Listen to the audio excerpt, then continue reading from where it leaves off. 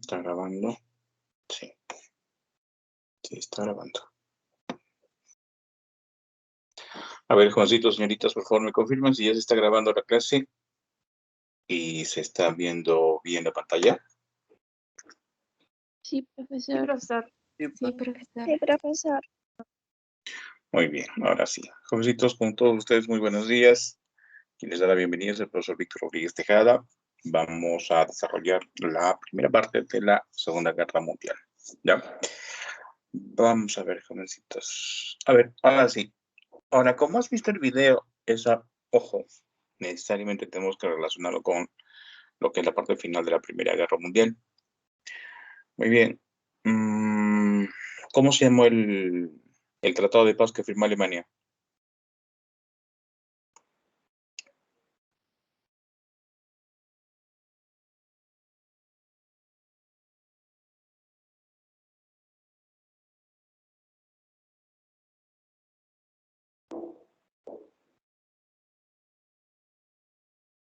Ups.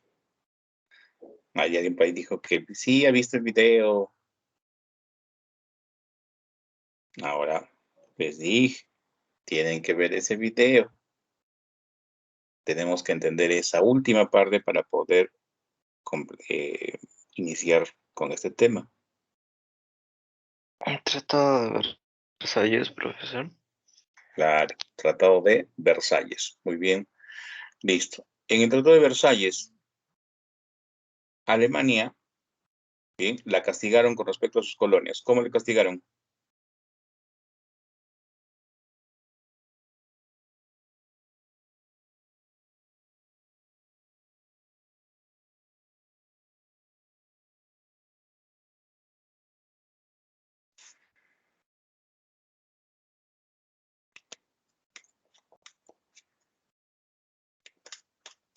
¿Cómo le castigaron?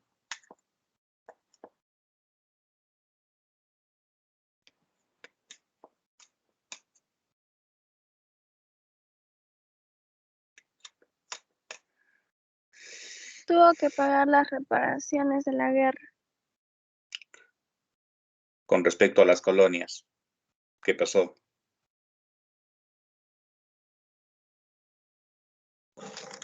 ¿Qué pasó con las colonias que tenía?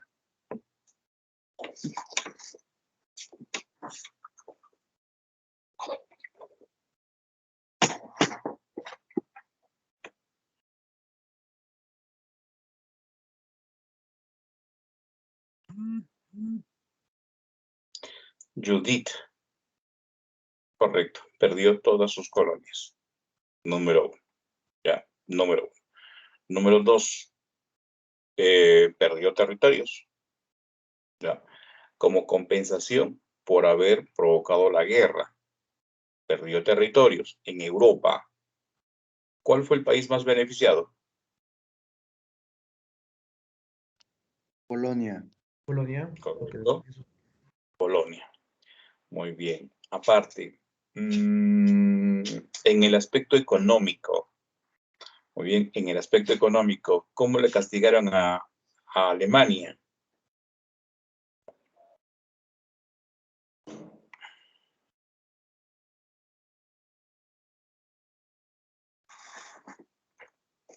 Como le hicieron responsable de la guerra, ¿qué tenía que pagar? ¿Y qué tenía que pagar? Reparación. ¿Los gastos de la guerra? Años de la guerra, de la Primera Guerra Una Mundial. cosa es, escúchame, una cosa, ¿qué tenía que pagar? La otra es, ¿cuánto tenía que pagar? La pregunta es, ¿qué tenía que pagar?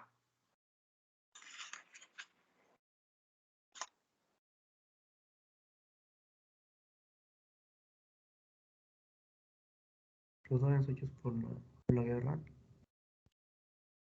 A ver, no lo escuché muy bien. ¿Qué tenía que pagar?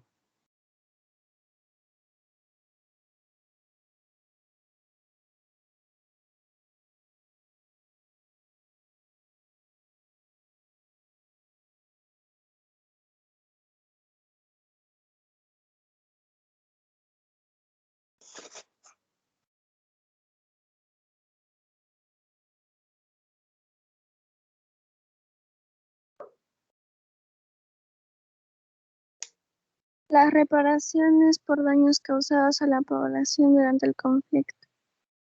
¿Qué tenía que pagar? Específicamente, ¿qué? Dinero. Ojo, otra cosa es lo que estoy diciendo. ¿Qué tenía que pagar? Y aparte, ¿cuánto tenía que pagar? Me estoy concentrando en qué es lo que tenía que pagar. Por eso les dije, vean el video.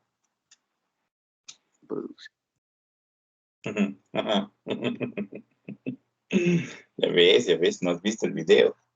Por las puras he puesto el link. Por las puras. Específicamente tenemos que ver qué es lo que va a pasar con Alemania para poder entender por qué el pueblo alemán decide ir a una Segunda Guerra Mundial. Tenía que pagar, tenía que reponer los barcos que había hundido en la Primera Guerra Mundial. Y digo hundido, pregunto, ¿qué tipo de guerra utilizó Alemania para romper el bloqueo en la Primera Guerra Mundial?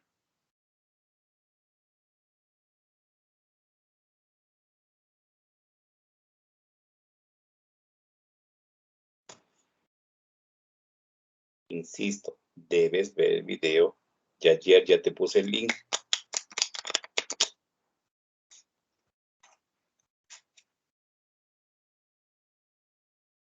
Los Underdogs, ¿no? ¿Perdón? ¿Cómo los hunde? ¿Con qué? Con submarinos. Ajá, Los submarinos. Guerra submarina. ¿Ya? Guerra submarina. ¿Listo? Y ojo, tienes que entender eso porque también en este caso tenemos que retomar lo de los submarinos, ¿ah?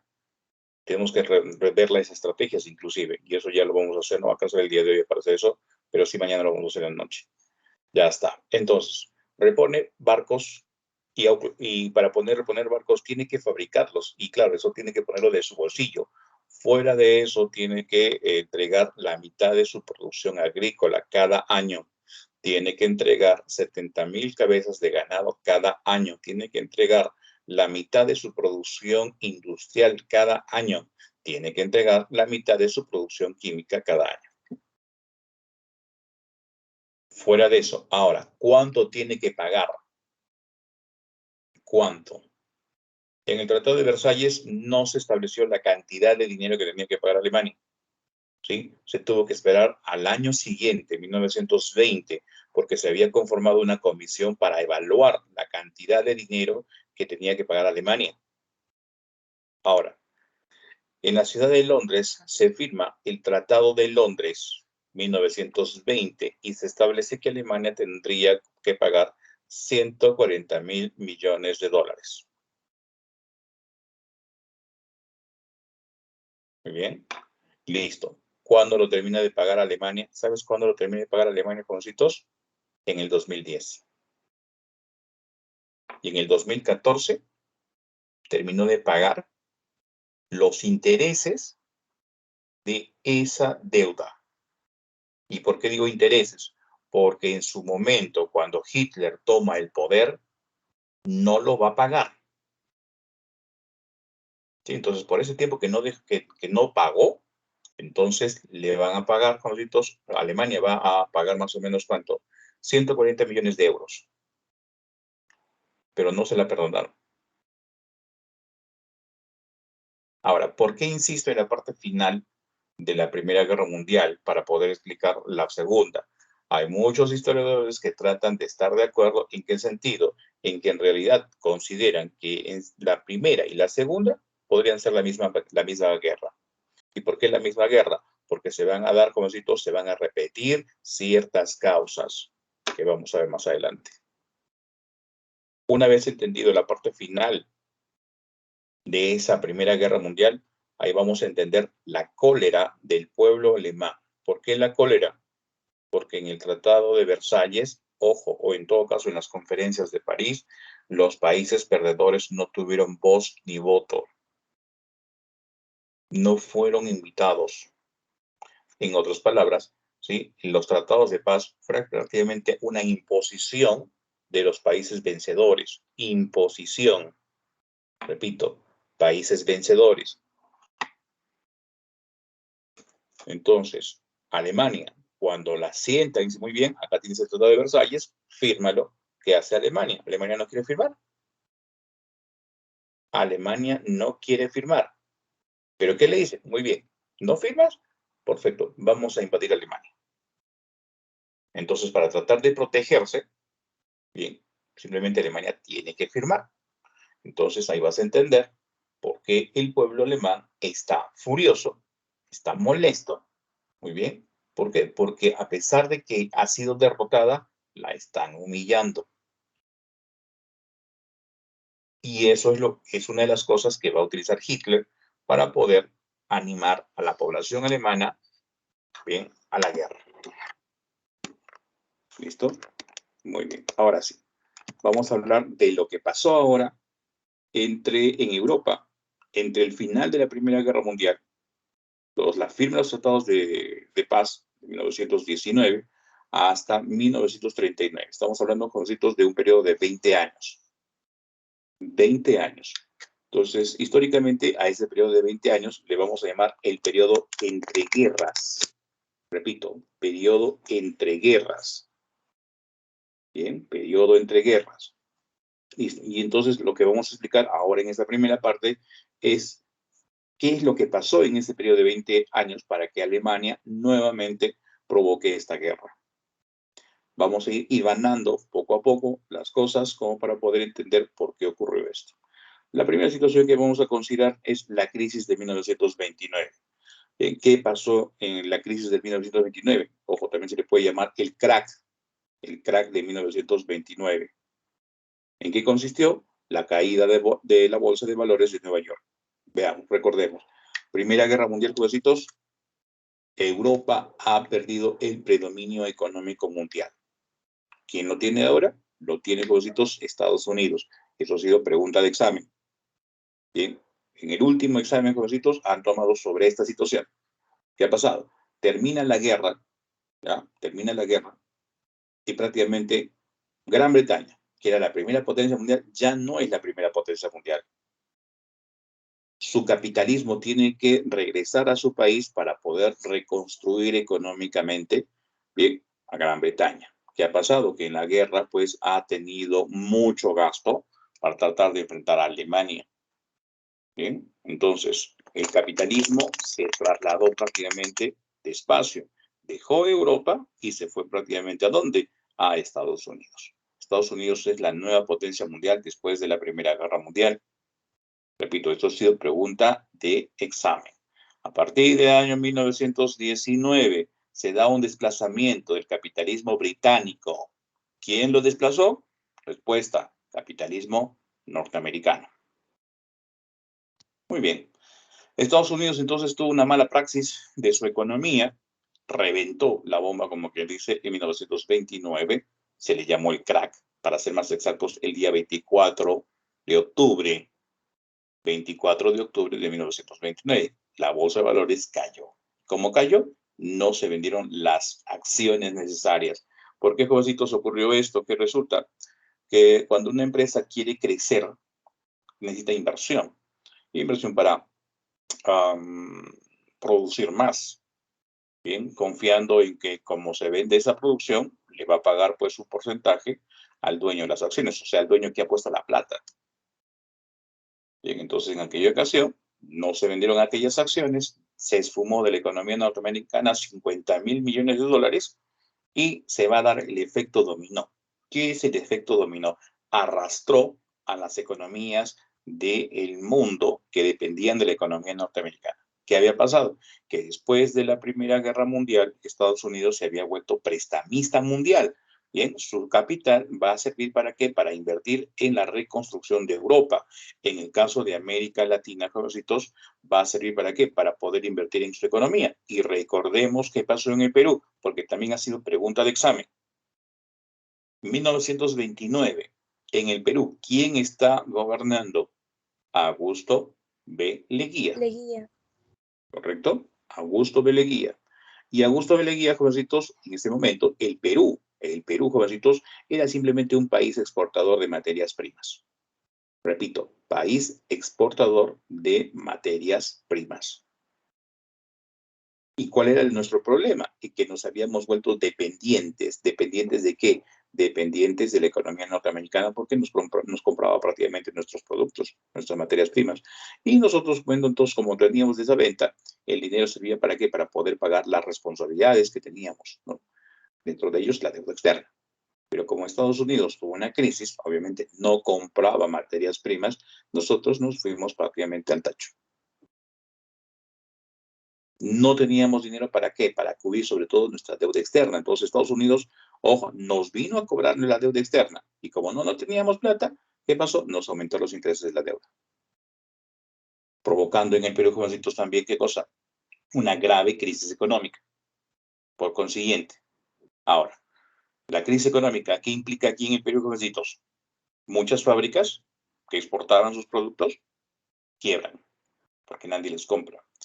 Dos, las agroindustriales, ¿no? Las agroexportadoras.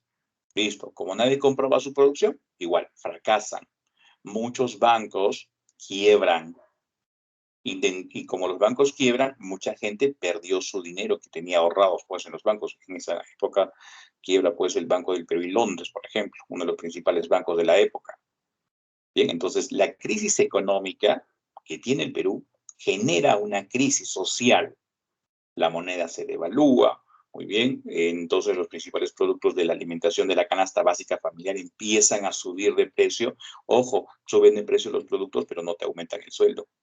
Y es más, en aquella ocasión, dice uno de los ejemplos, era que si tú querías, por ejemplo, conservar tu trabajo, tenías que recibir la mitad del pago, no había más. La mitad de lo que normalmente ganabas, ojo, eso era lo que podías ganar si querías conservar tu trabajo. Entonces, esa crisis social genera prácticamente una situación de violencia. ¿Por qué? Porque la gente no va a entender por razones, va a decir, el presidente tiene la culpa. Y salen a las calles y las marchas y los enfrentamientos, los bloqueos, etcétera, etcétera. Entonces, la élite, la que realmente tiene el poder en el Perú, poder efectivo, ¿qué hizo? Sabiendo que la situación se le podía ir de las manos y de repente perder el poder político, y evitar de repente que llegara pues al poder ciertos partidos con tendencia social, llámese APRA, llámese Partido Comunista, ¿qué hicieron? Se pusieron de acuerdo y simplemente dijeron, muy bien, ¿saben qué? Es necesario, ¿qué cosa? Dar un golpe de Estado. O sea, decidieron poner en crisis a la democracia. No tanto para solucionar los problemas económicos, sino para controlar el caos social, poner otra vez orden. Y en este caso, lo que te digo, jovencitos, es simplemente un ejemplo de lo que pasó, ¿no? De las consecuencias de esta crisis del 29 a nivel mundial. Varios países, pues obviamente de Sudamérica van a tener que hacer ¿qué cosa? Lo mismo, van a tener que hacer pues golpes de Estado. Ahora, pregunta de examen, de admisión. Ante la crisis social y económica del gobierno de Leguía, ¿qué pasó? ¿Qué vino después? ¿Cómo terminó Leguía? Terminó por golpe de Estado. ¿Quién le dio golpe de Estado? ¿Quién le dio golpe de Estado? Año 30. Sánchez Cerro. Bien, Sánchez Cerro. Esto fue última pregunta de examen de admisión, último ordinario. Bien, entonces, jovencitos, en este caso, el tipo de pregunta que están haciendo es una pregunta sincrónica, porque van a sincronizar historia del Perú con historia universal. ¿Correcto? Muy bien. Ahora, en la crisis mundial, ¿cuál es el país que sufrió mayormente esta crisis, jovencitos? Alemania. ¿Y por qué tenía Alemania? Porque recuerdas que tenía que hacer Alemania para cumplir el Tratado de Versalles. Ganadería, agricultura, producción industrial, reposición de barcos, indemnización. Alemania estaba molesta, recuerda, pues al haber firmado el Tratado de Versalles, porque, repito, con esas condiciones prácticamente le estaban obligando a ser un país pobre, a no levantar cabeza.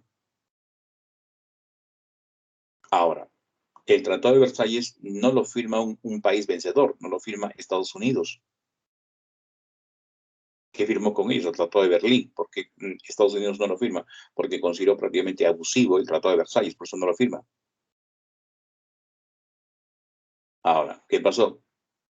1929, Alemania está en una grave crisis. La mitad de su población prácticamente está sin trabajo, ha perdido el trabajo. Y claro está, cada persona que trabaja obviamente tenía de repente una familia. No, la situación entonces se pone muy, pero muy crítica en Alemania. Ahora, no solamente en Alemania, sino por ejemplo en Francia, en Gran Bretaña, en la misma Estados Unidos. ¿Qué va a pasar, jovencitos?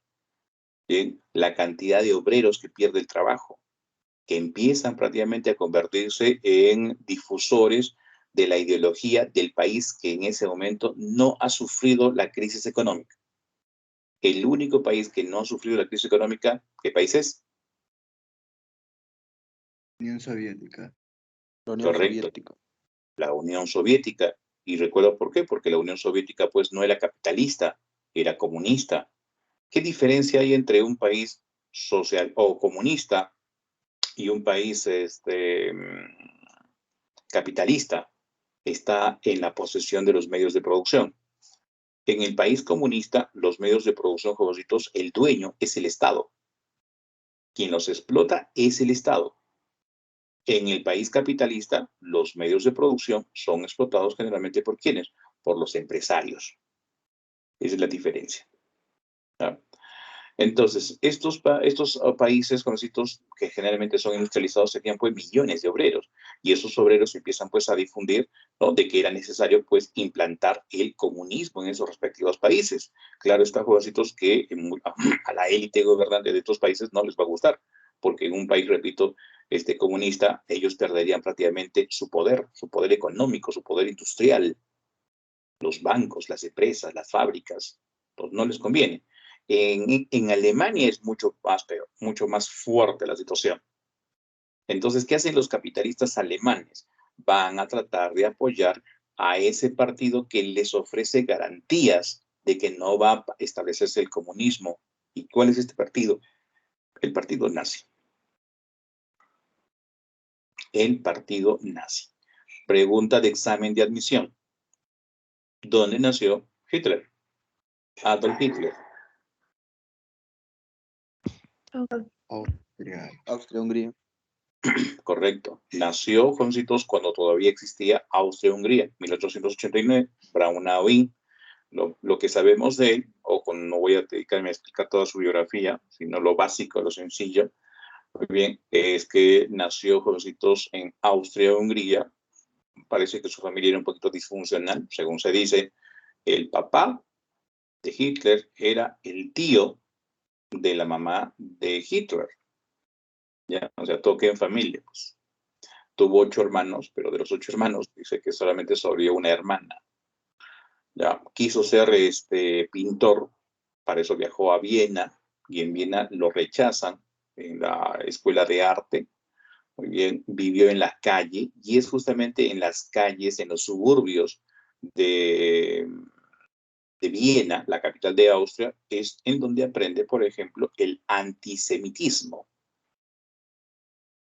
¿Ya? ¿Qué es el antisemitismo? Es el odio a los judíos. ¿Listo? Esto lo explica, jovencitos, en su obra Mi lucha.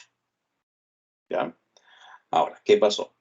Cuando se inicia la Primera Guerra Mundial, jovencitos, ¿qué hace Hitler? Se va a Alemania y participa como soldado en el frente belga, en las trincheras, participa en la guerra de las trincheras. Bien, termina la guerra, jovencitos, pero él había sido afectado, probablemente por la tensión. Tendrían ustedes, repito, que revisar ese video de 2 horas que les he puesto, porque ahí también explicamos lo de la guerra de las trincheras, ¿no? ¿Qué pasó? ¿Cómo vivió los soldaditos aquella guerra? Terminó mal, terminó en un psiquiátrico, había perdido la visión. Y cuando se recupera, resulta de que ha terminado la guerra. Ahora, en el Tratado de Versalles van a poner también castigos militares. Alemania, ¿cuántos soldaditos podía tener? 100.000 soldados. 7.000. Solamente 100.000 soldados. ¿Ya? Y 16.000 en la Marina, 100.000 en el Ejército. Y el armamento solamente podía tener el armamento para esos 100.000 soldaditos del Ejército y 16.000 soldaditos de la Marina. No podía tener más. Bueno, dentro de esos 100.000 está Hitler todavía permanece en el ejército. Alemania ha tenido que despedir prácticamente cerca de 2 millones de soldados. Ahora, como sigue en el ejército y la gente está molesta por la derrota y por la firma del Tratado de Versalles, entonces el ejército le impone una tarea. ¿Cuál? La de espiar a aquellos partidos políticos que habían aparecido después de la firma, tratando de manejar el descontento de la gente. Entonces, de esa manera llega al Partido Obrero Alemán, que por azares del destino se convirtió en su orador principal. Si alguien de repente desea y está interesado en esta partecita, ¿no? de cómo se convierte en orador y todo lo demás, les recomiendo una película. A grosso modo te va a dar una idea. El Imperio del Mal. Te recomiendo. No dura como cerca de 3 horas, pero es súper interesante. Muy bien. Digamos, en 1921, Hitler y otros personajes más están convencidos y reorganizan el partido. Y entonces es ahí donde aparece el partido nazi, bien, el Partido Nacional Socialista Obrero Alemán, con la famosa esvástica, bien, la simbología que empieza a utilizar Hitler. ¿Ya? Ojo, la esvástica no es una invención de Hitler, por si acaso. ¿Ah? La esvástica es un simbolismo de culturas antiguas y significa prosperidad. Ahora, lo va a combinar con colores, dice, de la época del Segundo Imperio, del Segundo Reich. Bien. Eso también revisas en el video, por favor.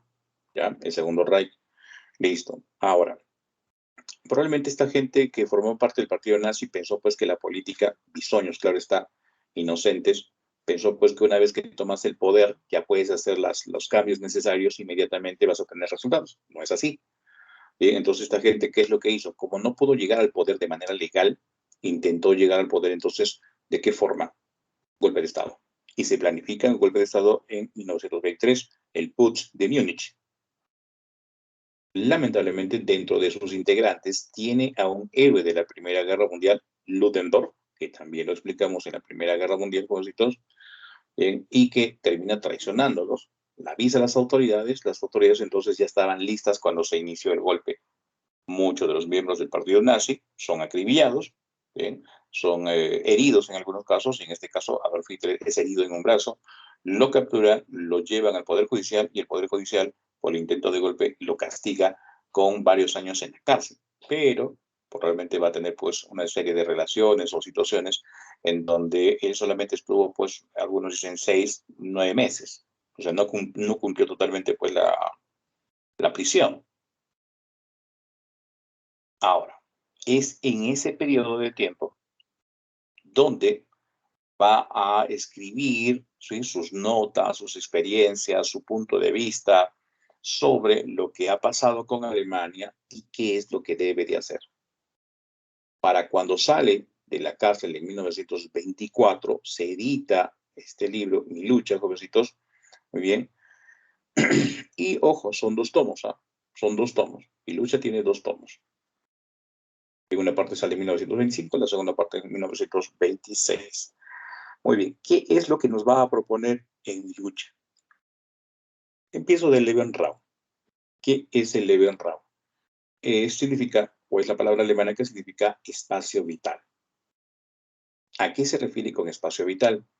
En geopolítica vamos a entenderlo que es el lugar donde un país, ¿bien?, o una potencia industrial puede sacar los recursos necesarios para poder industrializarse y tener desarrollo económico. Lebensraum. Pero si nosotros comparamos, por ejemplo, con la Primera Guerra Mundial, el Lebensraum tiene un nombre en la Primera Guerra Mundial. ¿Cuál? Colonias. Y la búsqueda de colonias es la causa económica de la Primera Guerra Mundial. Y el Lebensraum es la causa económica de la Segunda Guerra Mundial. La búsqueda del espacio vital. Ahora, vas a recordar, ¿qué pasó en el Tratado de Versalles con Alemania con respecto a sus colonias? Las pierde todas. Correcto, las pierde todas. Entonces, Hitler escribe pues de que Alemania es una potencia y tiene que desarrollarse como tal. Por lo tanto, merece tener el espacio vital. Pero el problema es, como ya no tiene colonias, ¿dónde propone que sean esas colonias? O en todo caso, ese espacio vital propone que sean las llanuras de la Unión Soviética. Ojo, está proponiendo prácticamente entre líneas invadir, jovencitos, justificando que el derecho que tiene Alemania de ser una potencia mundial. Liebe Rau. Luego, le vamos a sumar el pangermanismo. ¿Qué es el pangermanismo? Es el nacionalismo. ¿Qué es el nacionalismo? Jóvenes, ¿qué es el nacionalismo?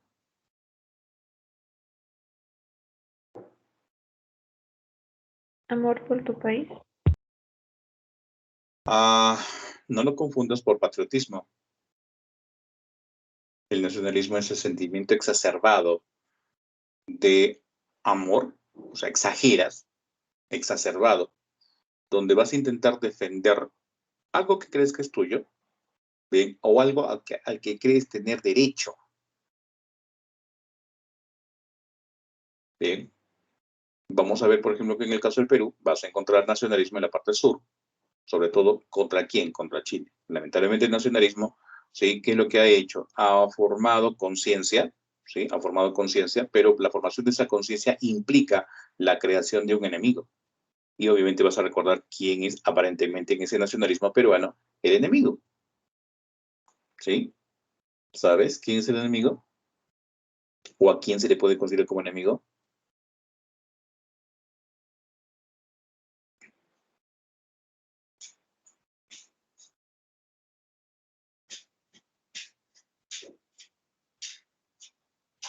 ¿Qué tal si te digo que el pisco es chileno? No es ¿Tú qué me chileno, respondes? No. es Mm, peruano. ¿Qué tal si te digo, por ejemplo, que el Perú no tiene la mejor gastronomía del mundo? Que está mal informado, profesor. Josué, eres tú, creo, me parece. Sí. Josué, la voz. Ya. Lo que acabas de responder es prácticamente una respuesta no lógica, es emocional.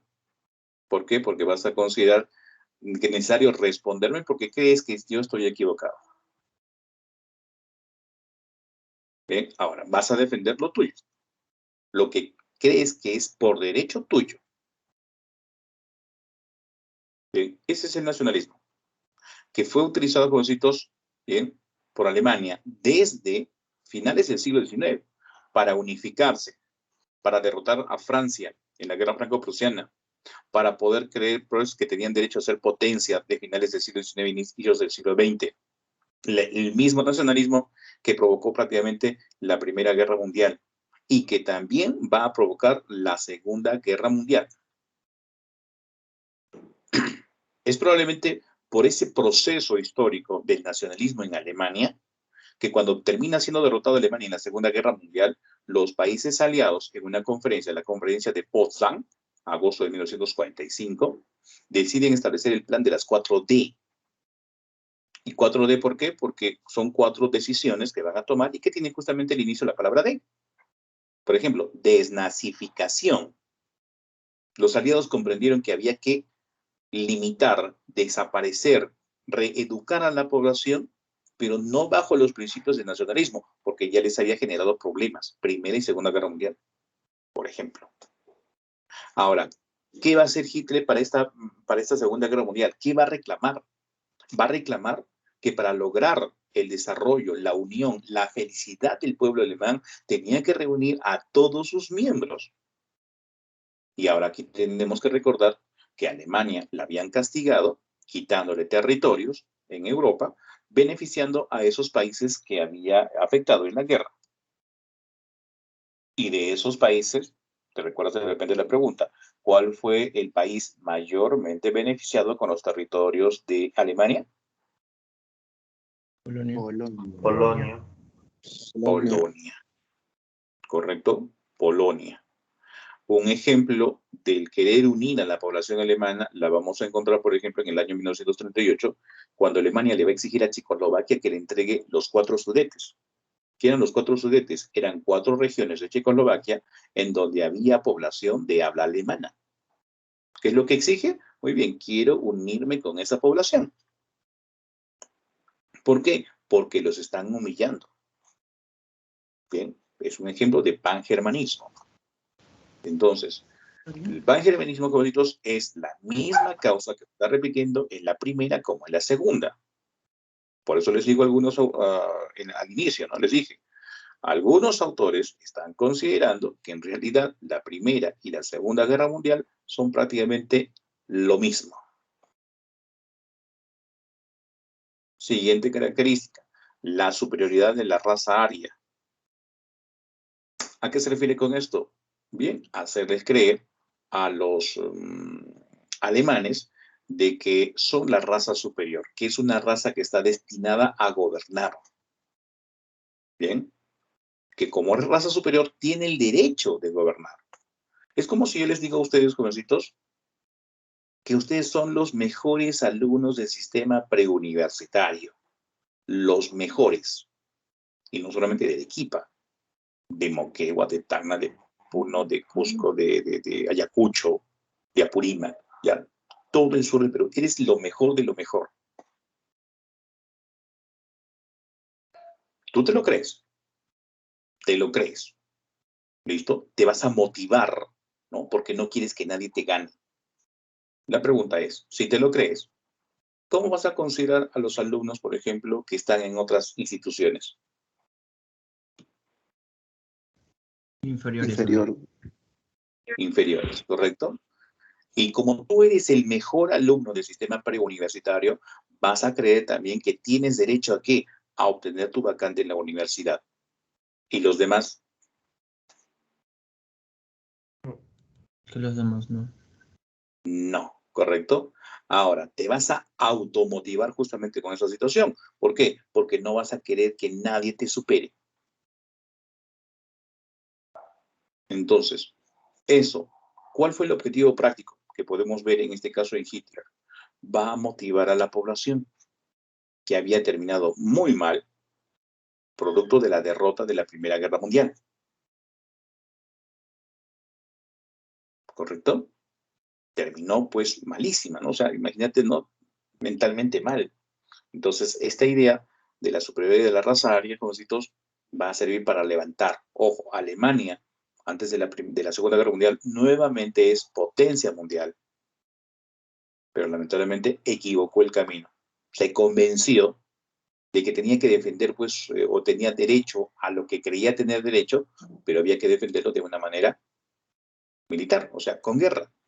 Es ahí entonces donde vas a comprender, jovencitos, entonces, por qué Alemania, obviamente convencida por Hitler, ¿qué es lo que quería hacer con la guerra? Quería corregir los abusos del Tratado de Versalles. Ojo, siguiente punto, el anticomunismo. A ver, desde que nace el partido nazi en 1921, muy bien, recibió apoyo ¿de quién? De los capitalistas alemanes, aquellos hombres ricos de Alemania que no querían perder frente al comunismo. Entonces, el partido nazi fue creado prácticamente con esa intención de proteger los intereses de aquella clase industrial, ¿bien? Para no establecer el comunismo.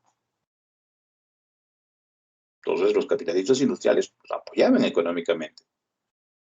¿Bien? Ahora, en el desarrollo, en el proceso, en esos 20 años, cuando, por ejemplo, Hitler llega al poder, va a utilizar, jovencitos, el miedo de los países industrializados. ¿Miedo por qué? Va a usarse el miedo que se había creado por la expansión del sistema comunista. Recuerda, 1929, ¿cuál es el único país que no había sido afectado? La Unión Soviética. Entonces, la crisis de los países industrializados prácticamente permitió que la Unión Soviética pudiese expandir su sistema económico industrial y también su sistema ideológico. Entonces, estos países que no se recuperaban del crack del 29 no supieron o no pudieron detener la expansión. Entonces Hitler utilizó ese miedo diciéndoles que el único país que podía detener a la Unión Soviética era justamente Alemania. Pero para eso tenía que tener un ejército, debería tener una buena economía, debería reaperturar prácticamente ¿qué? Su sistema industrial. Y lo va a lograr. ¿Cómo? Porque justamente con ese miedo, tanto Inglaterra como Francia se van a poner blandengues y van a permitir que Hitler viole el Tratado de Versalles una y otra vez. Ejemplo, el Tratado de Versalles decía Alemania solamente podía tener ¿qué? 100.000 soldaditos. Inicia la guerra, jovencitos, y Alemania tiene 3 millones de soldados. El Tratado de Versalles le decía, estás prohibido de tener armamento, solamente puedes tener armamento para esos 100.000 soldaditos. ¿Y qué va a tener, jovencitos, antes de la guerra? 5.000 aviones de guerra, 5.000 tanques, 1.000 submarinos y por lo menos 6 barcos de guerra. Y claro, artillería, municiones y demás. ¿Cómo lo ha logrado? ¿Cómo ha logrado tener esa cantidad? Utilizando el miedo que tenían Francia e Inglaterra sobre el avance del comunismo. Ahora, siendo prácticos, cuando Hitler ya está convencido de que va a iniciar la guerra, lo peor, aspecto práctico, ¿qué hace? Alianza con la Unión Soviética. La política, recuerda, jovencitos, puede hacer alianzas con el diablo y con Dios, por si acaso. ¿Y cómo se llama esa alianza firmada en el año 39, que también fue pregunta de examen? Una alianza donde los dos países no se iban a agredir, se iban a respetar por un lapso de 10 años. Se le conoce Pacto de como acero. el pacto de no agresión. Repito, estamos hablando entre Alemania y la Unión Soviética, no Alemania e Italia. ¿Cómo se llama? Se le conoce como pacto de no agresión. También se le conoce como el pacto germano-soviético.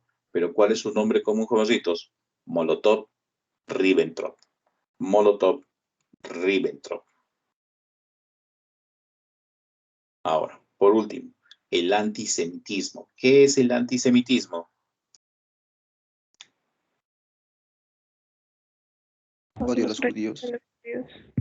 Odio a los judíos. Ya. Veamos. Vamos a trabajar sobre la teoría de la puñalada por la espalda. ¿Qué fue la teoría de la puñalada por la espalda? Bueno, una manera de repente de justificar la derrota de Alemania. ¿En qué sentido?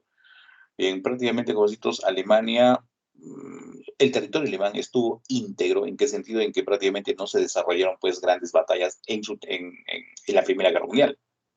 No, Alemania había invadido, por ejemplo, Luxemburgo, Bélgica, Francia, y es ahí donde se dieron pues los combates más importantes.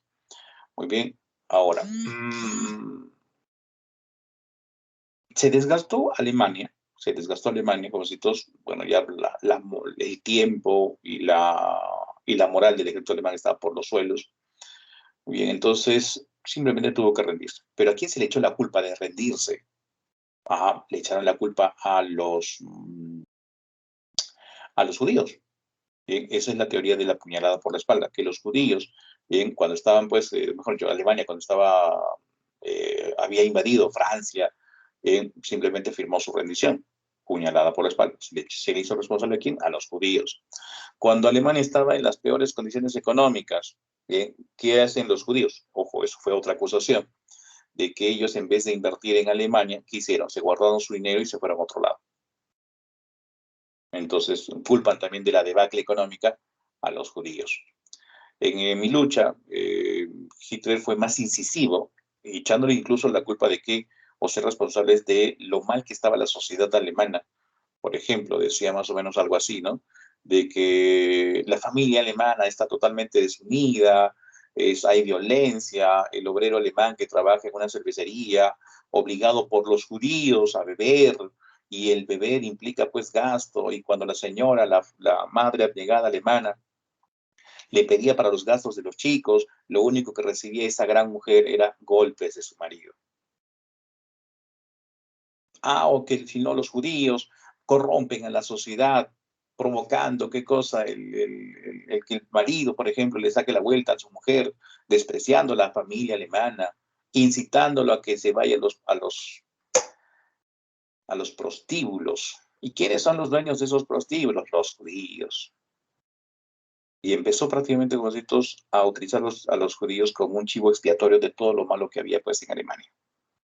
Claro que está, que hay algunos alemanes que obviamente no se van a dejar, como quien dice, se va, como lo que pasa el día de hoy, no se van a dejar llevar por los memes, algo así. No leen, no estudian, no investigan, van a repetir como borreguitos lo que decía Hitler. Y empezó pues ese odio irracional, esa actitud irracional sobre la población judía. Y la población judía la pasó re mal cuando Hitler llega al poder. ¿En qué año llega al poder? 1933.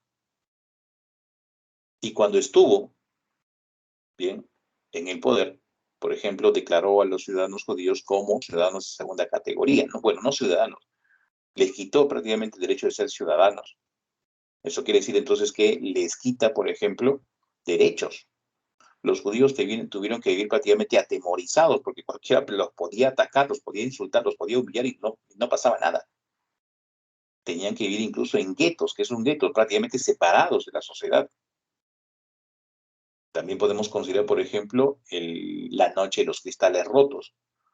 ¿Bien? Las sinagogas, o sea, el templo judío, ¿bien? Más de 100 templos judíos fueron atacados, quemados, destruidos. Las principales personalidades de la población judía también fueron atacados, negocios destruidos, etcétera, etcétera.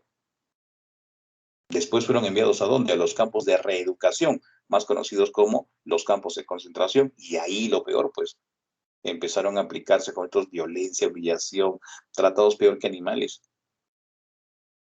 Y terminaron prácticamente muy mal porque intentó aplicarse la famosa solución final, eliminarlos sí o sí. Y en esos campos de concentración murieron pues aproximadamente 6 millones de personas. 6. Se le considera entonces como el holocausto judío. Ojo, y el holocausto judío no terminó ahí, jovencitos. Cuando termina, por ejemplo, la Segunda Guerra Mundial y Alemania es derrotada, y entonces se liberan a los sobrevivientes, oiga, era la desgracia humana ahí presente. Hubieron más de 80 campos de concentración. Los sobrevivientes empezaron pues a acusar, ¿no?, a los alemanes que habían dirigido esto y fueron enviados a juicio. Y ojo, ha sido también pregunta de examen. ¿Cómo se llaman esos juicios? Juicios de Nuremberg. Nuremberg era la ciudad alemana donde se habían realizado los congresos nazis, ¿no?, multitudinarios. Hitler hablaba pues y tenía una labia, y te aconsejo que también revises, por ejemplo, los discursos de Hitler, ¿no?, para que veas que ese tipo, o sea, que movía masas. Entonces, en castigo los aliados hicieron pues en Nuremberg los juicios a los responsables de la guerra, a los responsables del holocausto, ¿no? Empezaron a más de 21 líderes nazis, o sea, partido del partido nazi, de las SS, que eran las SS, el grupo paramilitar de Hitler, que manejaba justamente los campos de concentración. Bien, también a los líderes de la Wehrmacht, que era la Wehrmacht, era la fuerza militar de Alemania. ¿Y qué pasó con estos dirigentes pues, de los campos de concentración, por ejemplo? Los ejecutaron. Y en aquel juicio, por primera vez en el mundo, se habló de violación de derechos humanos. Bien, y gracias a lo que pasó, recuerdo también en la Segunda Guerra Mundial, se va a crear la ONU en 1945 en la ciudad de San Francisco, donde van a establecer una carta fundacional, y es ahí donde se establece, por ejemplo, la famosa Declaración Universal de los Derechos Humanos, que tú debes conocer. Muy bien. Vamos ahora a hablar del fascismo. El fascismo pertenece a Italia. Y también tenemos que recordar lo de la Primera Guerra Mundial. ¿Qué pasó con Italia? ¿Qué alianza formó en la Primera Guerra Mundial?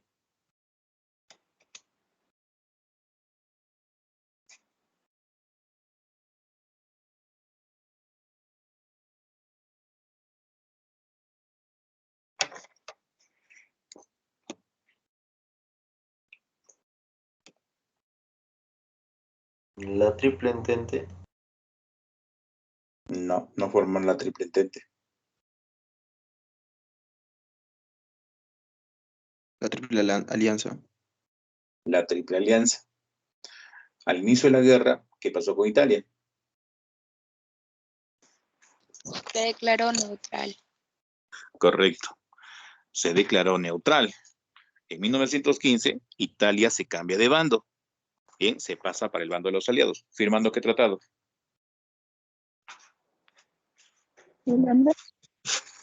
Correcto. El Tratado de Londres. Bien, 1915. Se cambia de bando. Ahora, en ese Tratado de Londres, Italia se comprometía a cambiarse de bando y a declarar la guerra a Austria y a Alemania, bien, con el afán de que al finalizar la guerra y obtener la victoria, Italia recuperaría los territorios que había retenido Austria, por ejemplo. Pero fuera de esos territorios, Italia también tenía que ganar territorios en la península balcánica, territorios que no se los entregaron. ¿Por qué? Porque había nacionalismo eslavo. Y uno de los criterios, por ejemplo, cuando se afirman los tratados de paz de 1919-20, era justamente respetar los nacionalismos. Y esos territorios, por ejemplo, se los dieron y crearon, por ejemplo, Yugoslavia. Entonces, Italia no recibió lo que creyó merecer por haberse cambiado de bando. Ahora, vamos a la parte práctica. Toda guerra implica, bien, una inversión económica, materiales, recursos humanos, etcétera, etcétera, etcétera. Y la victoria debe asegurarte resarcirte de esa inversión, o sea, ganar. Pero Italia no ganó. Es más, los territorios que le entregaron no lograron pues el resarcimiento económico de Italia, y entonces Italia tiene una crisis económica después de la Primera Guerra Mundial. Y fue tan terrible esa situación juntos, y más todavía motivada por aquellos grupos descontentos, dentro de ellos, sí, el grupo fascista. ¿Quién era su líder? Benito Mussolini. Y Benito Mussolini va a dirigir una campaña desde un diario. Él tenía un diario, el Popolo de Italia. Este grupo fascista estaba generalmente formado por los seguidores que vestían una camisa negra. Se le llama justamente los camisas negras. Y para 1922 organizan una marcha en toda Italia, la Marcha a Roma. Ante la presión política, presión social, ¿no?, y el caos económico que había en ese momento, el rey Víctor Manuel de Italia nombra a Benito Mussolini como primer ministro. ¿Por qué se caracteriza el gobierno del primer ministro Benito Mussolini? Bien, porque es prácticamente una dictadura. Cualquier signo de oposición era reprimido violentamente. O bien te sacaban de Italia, te deportaban, o bien terminabas en la cárcel, o bien terminabas asesinado. Ahora, en el aspecto económico, va a ser de repente lo positivo. Benito Mussolini va a lograr establecer grandes obras, ¿no?, de inversión. Y bueno, Italia poco a poco va a salir de su crisis económica hasta que tuvo pues un desarrollo económico. Y es justamente en este proceso que Italia comprende que para poder crecer más tenía que tener colonias, debería tener colonias. En el año 35-36 va a atacar al único país libre de África, Etiopía. Ocupó su capital, Addis Abeba. Y el rey Haile Selassie, ¿qué es lo que hizo? El rey Haile Selassie denuncia a Italia ante la Sociedad de Naciones. Bien, ¿qué fue la Sociedad de Naciones?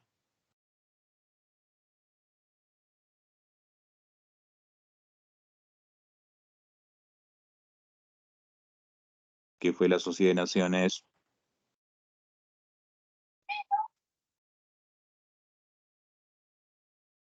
Primera Guerra Mundial.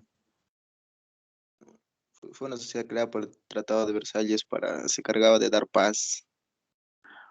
La institución encargada de mantener la paz mundial. Se crea en todos los tratados de paz, ¿ya?, de 1919 y 1920, incluyendo el Tratado de Versalles, en su primer capítulo. Muy bien, ¿qué hizo la Sociedad de Naciones? La Sociedad de Naciones castigó comercialmente a Italia. Bloqueo comercial. Nadie le podía vender a Italia trigo, por ejemplo, y petróleo. Entonces, ante esa situación del bloqueo, la única opción que de repente tuvo Alemania en ese momento, ¿qué fue? Prácticamente aliarse con ¿quién? Aliarse con Alemania. Ahora, otra cosa más, lo voy a relacionar también con historia del Perú. ¿Ya? ¿Cómo así, jovencitos? Pregunta, ¿qué presidente fascista tuvimos en el Perú? Que es justamente de aquella época. A ver, los Velasco. chicos. Dime.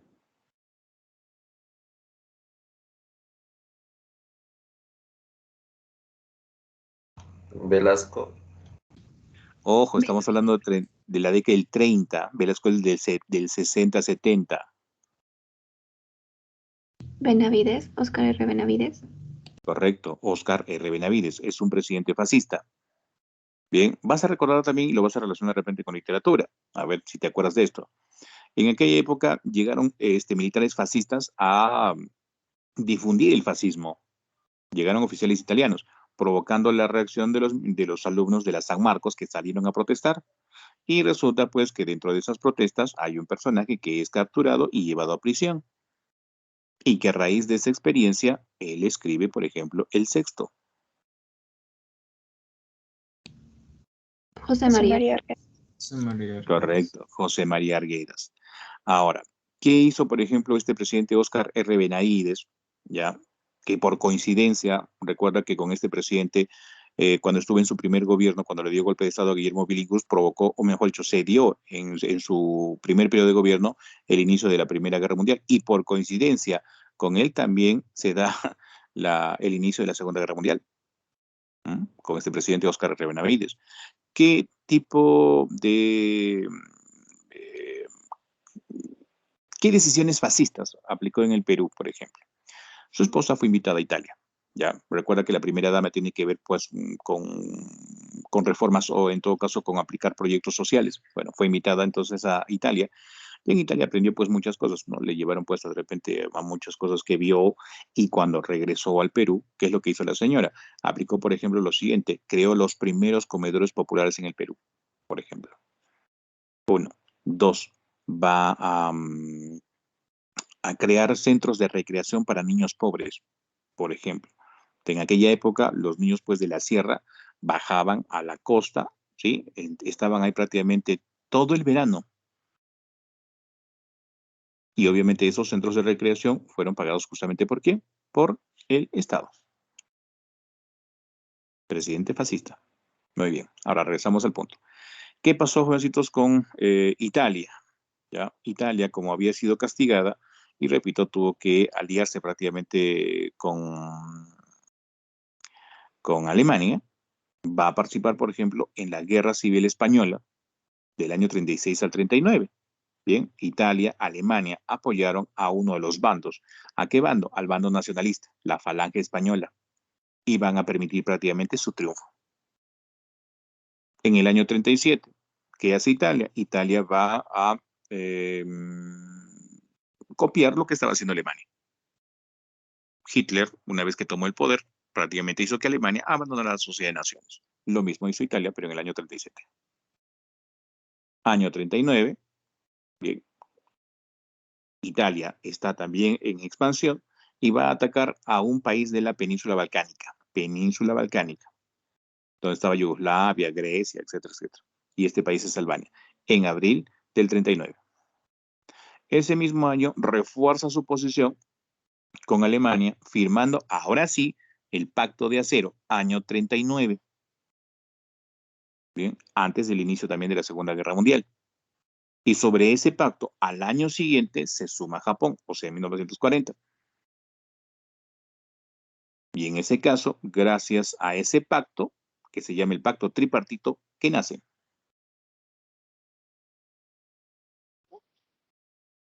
El eje. Nace el eje. El eje. ¿Qué es el eje, jovencitos? El eje Roma-Berlín-Tokio. Te vas a acordar de repente como Roberto, o también te vas a recordar como Ají, Alemania, Japón, Italia. ¿De cositos? Ya está, muy bien. Son 7:38. Me imagino que algunos chicos van a querer desayunar. Les dejo estos minutos para que puedan desayunar, jovencitos. Muy bien. 34 asistentes.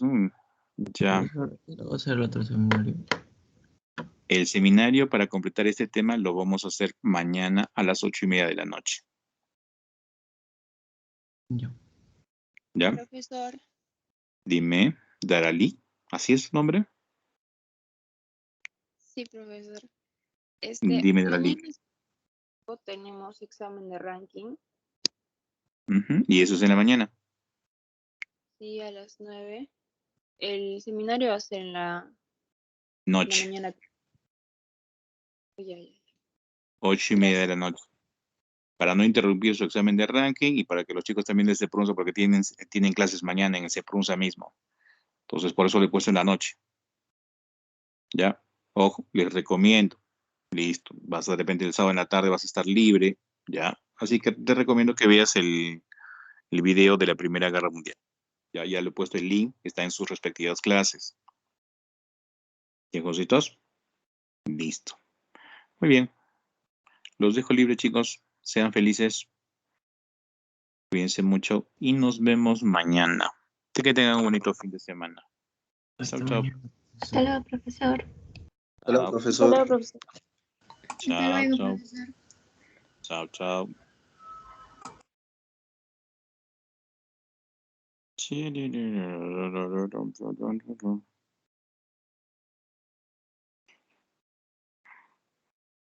María Elena, te has despertado.